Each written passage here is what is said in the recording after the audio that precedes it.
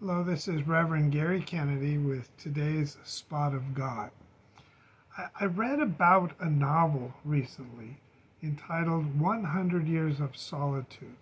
And in this novel, it tells a story about a whole village that was overcome with some sort of affliction, disease, something that made everyone in the village lose their memory.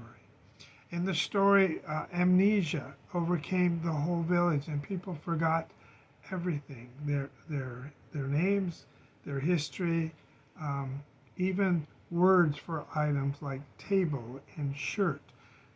People were losing all their memory.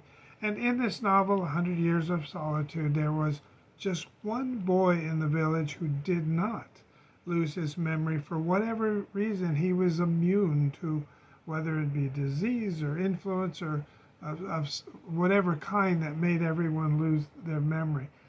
So this young boy, teenage boy, had to figure out how to save for the village the names of things. And he took cards and began labeling things because people were forgetting names.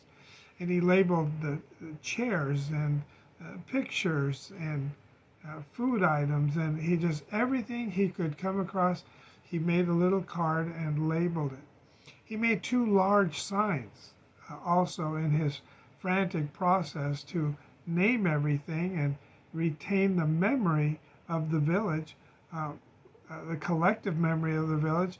And so he made two large signs and worked frantically, thinking that he too could lose his memory. And so he worked fast and came up with these two signs. The first one was the name of the village. And he put it on a stake and took it to the entrance of the village and put it in the ground, the name of the village, so that would never be forgotten.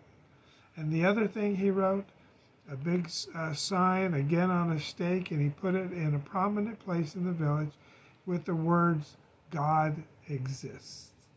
For this young man, he wanted his people to remember that there is a God, even though they were forgetting. I think for us in the church, this novel is a parallel in that we are called to help people remember who God is, remember the names of things that are important. At Christmas time, we sing the Christmas carols because more and more out in society, they aren't singing them. They don't play them in the stores anymore. They don't sing them in the schools.